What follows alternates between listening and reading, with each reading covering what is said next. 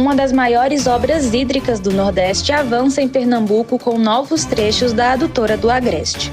O ministro da Integração e do Desenvolvimento Regional, Valdez Góes, assinou nesta quinta-feira, 16 de abril, as ordens de serviço para o início das obras nos trechos Buíque-Iati e São Caetano-Cachoeirinha, correspondentes aos lotes 3B e 5E. A cerimônia ocorreu no Palácio do Governo, no Recife. Juntas, as intervenções integram a primeira etapa da adutora do Agreste, sistema responsável por fornecer cerca de 4 metros cúbicos por segundo de água tratada para a região. Durante a cerimônia de assinatura, Valdez Góes reforçou o compromisso do governo federal com o Nordeste. Olha, sempre foi uma das prioridades do povo pernambucano, da governadora Raquel e toda a bancada de Pernambuco, avançar na infraestrutura hídrica, transposição de São Francisco, as adutoras, barragens, como Panelas, Gatos, Garapeba, tem realmente muitos investimentos. E no caso da adutora do Agreste, ela tem um impacto social, econômico muito forte. Portanto, hoje nós estamos dando ordens de serviço referente a 2 trechos, o trecho 3 e o trecho 5, o lote 3 e 5 da adutora do Agreste, da primeira etapa dessa obra, que se junta a tantos outros investimentos. O lote 3B prevê o assentamento de 11,7 quilômetros de tubulações, além da execução da estação elevatória de água tratada de Iati, com investimento estimado em 27 milhões de reais. A obra beneficiará diretamente mais de 174 mil habitantes dos municípios de Buíque, Tupanatinga, Itaíba, Águas Belas e Iati. Já o lote 5E contempla a implantação de 21,8 quilômetros de tubulação, com aporte de 45 milhões e 300 mil reais, atendendo cerca de 20 mil pessoas em Cachoeirinha. A governadora de Pernambuco, Raquel Lira, agradeceu o olhar cuidadoso para com seu estado. E eu quero dizer aqui que isso também se faz, como o senhor muito bem colocou, a partir da determinação do presidente Lula, pernambucano, conhecedor da realidade, que começou muitas dessas obras lá atrás e que também se frustrou pela incapacidade que houve ao longo do tempo de poder fazê-las virar realidade na vida do povo. A agenda em Pernambuco também foi palco de mais uma entrega importante. Foram entregues 43 dessalinizadores do programa Água Doce para o estado. Em Pernambuco, já foram implantados 92 sistemas de dessalinização, beneficiando cerca de 17 mil pessoas. As ações contemplam municípios como Alagoinha, Caetés, Capoeira, Frei Miguelinho, Paranatama, Riacho das Almas, Pedras, Iati, Águas Belas e Manari, com investimento global de 53 milhões. Josefa Carmozina, representante da Associação do Assentamento Manumi e beneficiária do projeto, compartilhou a mudança que o Água Doce trouxe para a sua vida. Estou aqui para falar um pouquinho do programa Água Doce, do projeto de sinalização.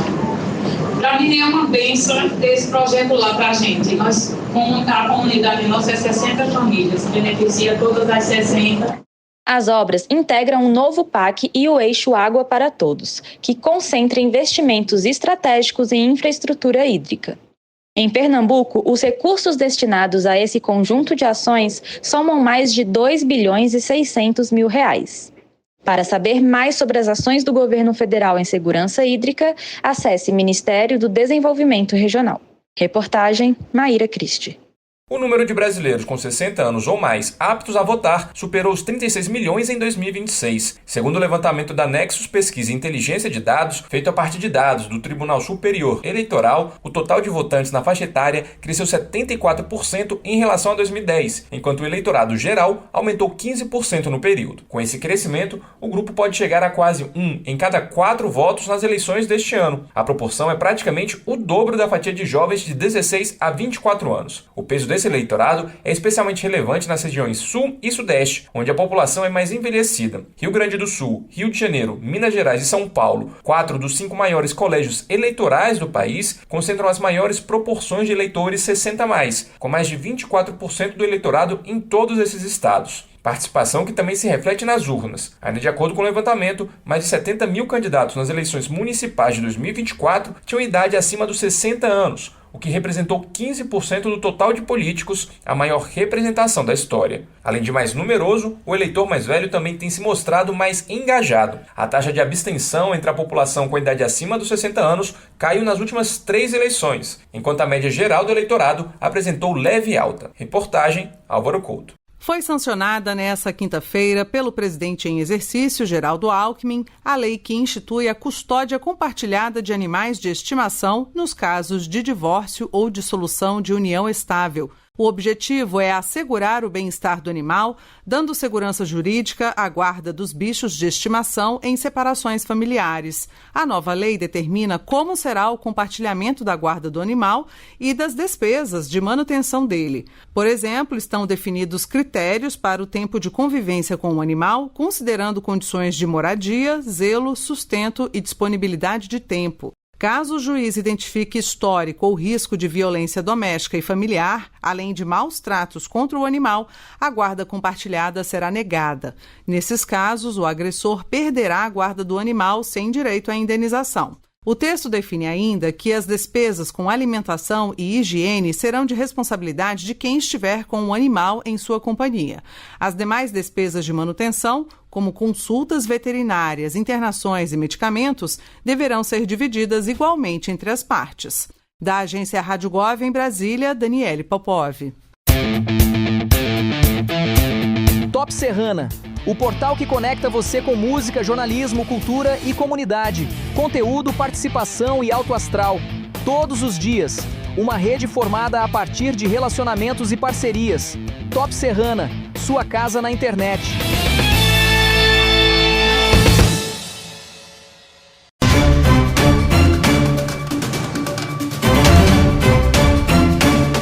O setor produtivo manifestou preocupação com o projeto de lei enviado pelo governo federal na última terça-feira, 14 de abril, em regime de urgência, que trata da redução da escala de trabalho 6x1. O presidente da Confederação das Associações Comerciais e Empresariais do Brasil, a CACB, Alfredo Cotait Neto, disse que o tema é complexo e necessita de mais tempo para discussão, sugerindo que a votação seja adiada para 2027. Segundo ele, trata-se de uma matéria extremamente sensível para ser diluída e contaminada por um período eleitoral. Na última quarta-feira, 15 de abril, o presidente da Comissão de Constituição e Justiça e de Cidadania da Câmara dos Deputados, o deputado federal Leur Lomato Júnior, do União da Bahia, adiou a votação das propostas de emenda à Constituição que tratam da redução da jornada de trabalho. Para Cotait, a ampliação do prazo para análise do tema é indispensável para garantir a participação do setor produtivo no debate. O vice-presidente da CACB, Valmir Rodrigues da Silva, defende que o debate sobre a redução da jornada de trabalho seja feito com mais profundidade e critérios técnicos. A jornada reduzida ela vai gerar mais custo, principalmente para as micro e pequenas empresas, que terão que repassar esse custo aos seus produtos e serviços, Sendo que se fosse dialogado com mais profundidade, encontraríamos um caminho, dando sempre a melhor condição para que as pessoas possam ter vida próspera. E, infelizmente, com um projeto que tem um cunho de populismo, com um cunho eleitoral, nós não vamos realmente avançar com qualidade sobre o tema. Fernando Moraes, empresário do setor de telefonia e presidente do Conselho Superior da Federação das Associações Comerciais e Empresariais do Estado do Paraná, a FACIAP, avalia que a possível extinção da escala 6x1 deve ser analisada com cautela. O comércio e os serviços dependem fortemente de mão de obra e operam com margens apertadas. Uma mudança desse porte, sem transição e sem contrapartidas como desoneração da folha e ganhos de produtividade, pode levar custos, reduzir a nossa competitividade e afetar a geração de empregos. Defendemos diálogo e equilíbrio para que o avanço nas relações de trabalho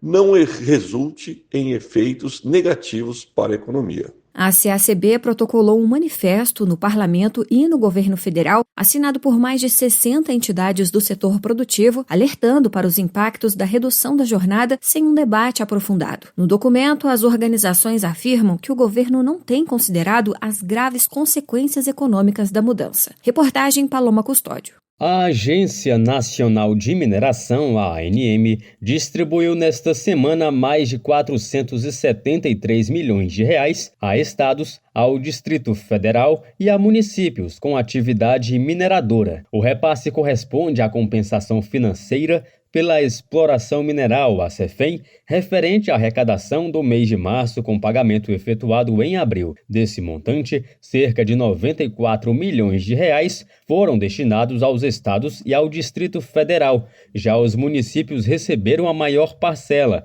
que Já os municípios receberam a maior parcela, que ultrapassa 378 milhões de reais. Entre os estados, Minas Gerais lidera os repasses com aproximadamente 39 milhões e 335 mil reais. Em seguida aparece o Pará, com cerca de 38 milhões e 900 mil reais. No recorte municipal, os maiores valores foram destinados a municípios do Pará, como Canaã dos Carajás, que recebeu cerca de 78 milhões e 100 mil reais. Na sequência estão Parauapebas, com aproximadamente 33 milhões e 800 mil reais, e Marabá, com pouco mais de 24 milhões de reais. Pelas regras, ao menos 20% dos recursos devem ser aplicados em ações de diversificação econômica, fortalecimento da mineração sustentável e incentivo à pesquisa científica e tecnológica. Em geral, os valores não podem ser usados para pagamento de dívidas ou despesas permanentes com o pessoal, salvo exceções previstas em lei. No entanto, podem ser destinados à educação, inclusive ao pagamento de professores da rede pública, especialmente na educação básica em tempo integral. A CEFEM é uma compensação financeira paga pelas empresas mineradoras aos estados, ao Distrito Federal e aos municípios pela exploração econômica dos recursos minerais em seus territórios. Reportagem Marquesan Araújo. A partir dessa sexta-feira, notas fiscais passam a valer como documento oficial para a comprovação da origem de peixes e frutos do mar provenientes da pesca e da aquicultura. A mudança foi publicada em portaria conjunta entre os Ministérios da Pesca e Aquicultura e da Agricultura e Pecuária. A nova norma revoga uma instrução normativa de 2014 e atualiza os mecanismos de controle. O objetivo é fortalecer a rastreabilidade ao longo de toda a cadeia produtiva, o que confere maior segurança jurídica e previsibilidade às atividades dos produtores. As pastas afirmam que a mudança reforça o compromisso do governo federal em modernizar o segmento e foi adotada com base em discussões técnicas junto ao setor produtivo. A avaliação é que a adoção da nota fiscal como documento oficial atende às necessidades operacionais, é eficientemente replicada em todo o território nacional, além de ampliar a transparência das operações comerciais, aprimorar os mecanismos de fiscalização, valorizar o pescado brasileiro e contribuir com o desenvolvimento sustentável da atividade. Entre as novidades, a norma institui o anexo Autodeclaração de Solicitação de atualização de dados junto ao MPA. O instrumento visa resguardar o interessado que já protocolou o pedido de atualização cadastral de embarcação, mas que ainda aguarda análise administrativa. Essa autodeclaração permite que o proprietário comprove sua regularidade durante esse período, evitando prejuízos à atividade produtiva e conferindo maior previsibilidade ao processo. Reportagem Álvaro Couto. WCD 2026. Nova Friburgo, na Rota da Criatividade. Dos dias 21 a 23 de abril, mais de 20 municípios brasileiros realizam eventos voltados para a criatividade. E Nova Friburgo, no estado do Rio de Janeiro, como anunciado com exclusividade pela Top Serrana há meses, é um deles. Fiquem ligados nas redes sociais. A programação do WCD local será realizada em dependências do Espaço ARP. Prestigie. Todas as atividades são gratuitas. Siga o perfil Nova Friburgo Mais Criativa no Instagram. Top Serrana, a sua rádio.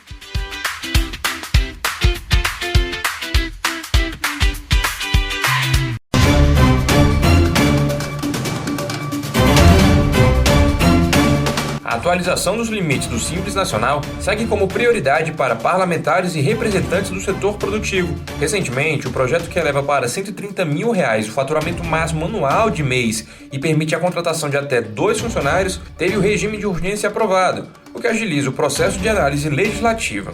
A Confederação das Associações Comerciais e Empresariais do Brasil, a CACB, ainda atua por uma correção maior e que se estenda às demais faixas de enquadramento do Simples Nacional. Segundo estimativas da instituição, a medida pode gerar 869 mil empregos, com injeção de mais de 81 bilhões de reais na economia. Alfredo Gottait Neto, presidente da CACB, destaca que a atualização é relevante para evitar que empresas abandonem o regime simplificado ou migrem para a informalidade. O que nós precisamos é conscientizar os nossos políticos a importância da aprovação do aumento do limite do Simples Nacional, pelo menos para o MEI, o microempreendedor individual, e para o micro e a microempresa. Sem isso, as empresas ou vão mudar o seu regime ou vão para a informalidade. A modificação dos limites de receita para o MEI foi apresentada e aprovada no Senado Federal em 2021. Há quase 5 anos, indo e voltando de comissões na Câmara dos Deputados, a aceleração da tramitação representa uma chance de acabar com esse vai e vem. A última correção foi estipulada em 2018, no valor de R$ 81 mil, com a possibilidade de contratação de apenas um empregado por MEI. Segundo o deputado federal Rodrigo Dazaelli, do PL Mato Grossense, há discussões em andamento para a inclusão no texto de reajuste em todas as faixas de faturamento do Simples Nacional. Nós estamos defendendo isso aqui na comissão e vamos defender no plenário junto com o relator para que possa ampliar realmente esses valores, que a gente possa deixar um valor mais alto, para que não possa as empresas terem que criar 2, 3 CNPJ para não poder desenquadrar. Isso é muito ruim.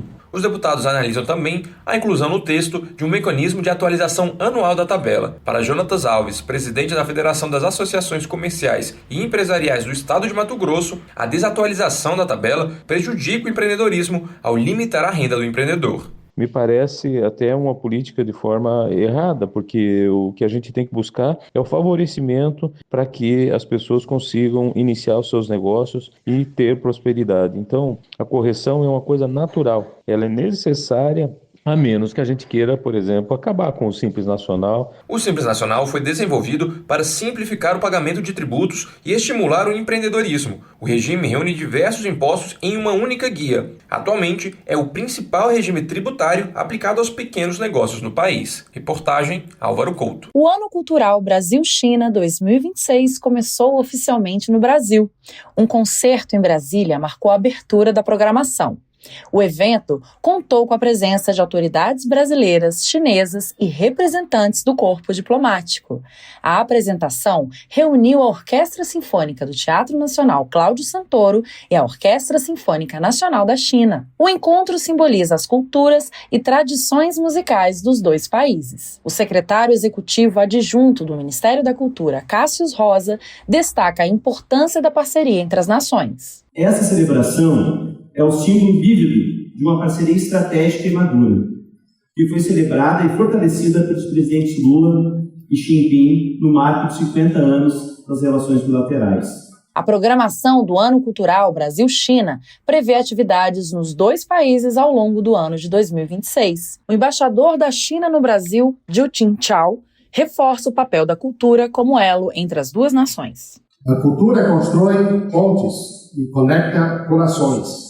A história das relações China-Brasil é também a história do intercâmbio cultural e da aproximação entre os povos, o aprendizado mútuo e a força motriz do progresso da civilização humana.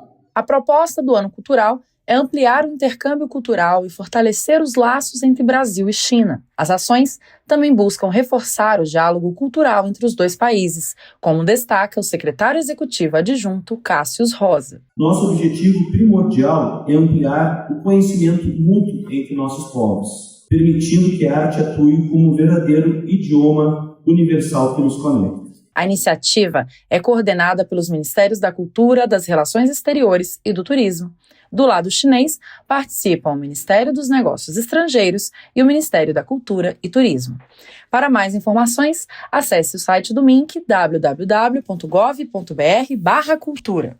O presidente Lula sancionou a lei que estabelece medidas excepcionais para parcerias entre o poder público e organizações da sociedade civil em situações de calamidade pública. Publicada no Diário Oficial da União nesta quinta-feira, dia 16, a norma permite alterar, prorrogar, suspender ou encerrar parcerias afetadas por desastres, além de dar prioridade a entidades que já atuam com a administração pública. Em casos de risco iminente à população, a lei também dispensa o chamamento público, o que, de acordo com o Planalto, agiliza a celebração de parcerias emergenciais para atendimento imediato. A nova legislação prevê ainda prestação de contas simplificada, com foco nos resultados e nos impactos sociais e econômicos das ações desenvolvidas. Após o término da vigência da parceria ou até o término do desastre, a organização terá até 120 dias para prestar contas. Da agência Rádio Gov em Brasília, Lucília Araújo. Reúna os amigos e a família e vá ao Bona Pizza. O funcionamento é de segunda a segunda até às 10 da noite. Localizado na praça de alimentação do Friburgo Shopping, o Bona Pizza oferece pizzas doces e salgadas, lanches rápidos, sucos e refrigerantes. Bona Pizza do Shopping da Praça. Telefone com WhatsApp 2523 3025. 2523 3025.